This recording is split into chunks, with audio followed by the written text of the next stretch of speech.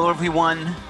I know that everybody, at least everyone I meet, has a passion for music, whether it's listening or if you're fortunate enough to be, such as my guest, to be able to play music.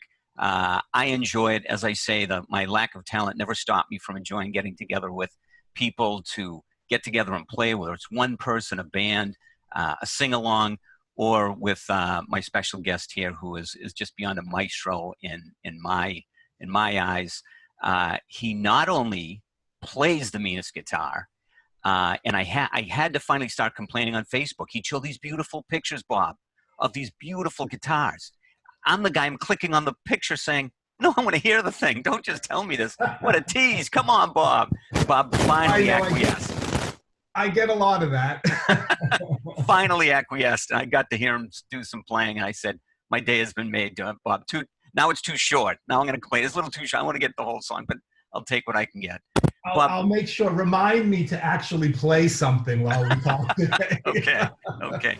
Well, whether we get to it or not only is Bob an accomplished player, but he works on guitars, he builds them from scratch, and he's some of the musical power behind the Michael Chiklis Band. Yes, Michael Chiklis, the actor. Yes, the Shield, the Commish, the Thing. Michael, influence. There it is.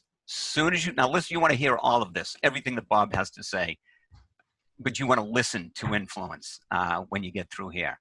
That's a must. That's an absolute great must. album, really good album. It's a good classic rock album in the true spirit of the 80s and 90s classic rock artists. There's a little Bruce Springsteen sound and stuff in there. There's some Latin stuff. There's some straightforward rock. Well, on this record, we have Steve Lukather playing guitar. We have pretty much the entire Conan O'Brien band. Wow.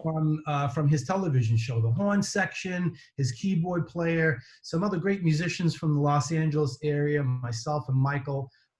It's a great album. There's 11 songs on here. It all started because of this little thing right here. Okay. Now, this was a song that I wrote with Michael called Till I Come Home, and this is what inspired and created the opportunity for us to play with the Boston Pops. Mm-hmm. Absolutely. In 2011. Not just play. This is 4th of July. This is big time. July, in Boston. Esplanade, the Hat Shell. Come on. From Boston boys, that's big. That is big. One of the biggest venues. Tens of thousands of people in the audience. And even more on TV watching. And, amazing. You know, all the signatures from, awesome. From the event, and Keith Lockhart and everybody. So I painted this guitar in my garage 3 days before the gig. Bob's Secret Workshop. You should call it the Secret Workshop, a.k.a. garage. True. So I wanted to come out on stage and just have every single camera on me, and I achieved that goal in spades because I was the only guy on that stage. What is this? Oh, this is my vote button. Yeah, because there you go. Awesome. Well, you voted. That's good. Now, what I also love is we don't have time. We're going to have to go parts 2, 3 through 5 mini-series because I'm always seeing all these beautiful guitars behind you and around you. But what do you have sitting? Oh, come on. Now you're killing me. Now you're torturing me. Okay. Yeah. Tell us about this beautiful instrument you have sitting in front of you. This is a late 60s Kuai Japanese jazz guitar. And it is absolutely gorgeous. What we're doing with it is that obviously it's in trouble. You can't play it right yet. Yep. None of the knobs were working. There's a little beak head, sort of a knob that selects the pickups in here. Mm-hmm. This is just the oldest and crustiest things that look like, you know, I have difficulty even looking at it. So hurts you visually. The problem too, Bob, you can tell anyone, when we stop playing instruments for everybody, they either end up in the basement or the attic. The two worst places you can store anything, particularly for an instrument with wood, strings, and everything else. Right. They like to be out. They like to be maintained. They want to be cared for. I know with cars, furniture, musical instruments, that you want to retain the original sound, and you don't want to change so many parts that now you've destroyed the value of it. How do you know how far to go, and how to balance those the 60s with today?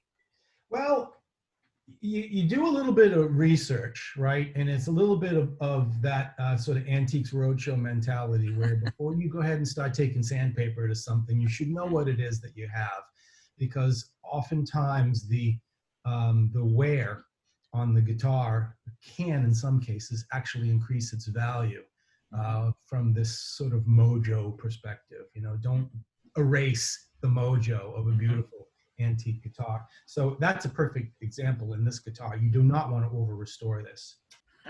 Now, this is a $30,000 reason not to over restore. This is a Gibson Super 400 from 1967 or Wow. Is this 68. yours? Is this yours? No, this is not mine. This is a fellow Mike Bruno, who's one of my cameramen Okay. that I work with, and this was his dad's guitar, Wow. Awesome. and his dad played it and put it away wet. Mm. And then 30 years later, Steve, somebody opened up the case. 30. And it was not pretty.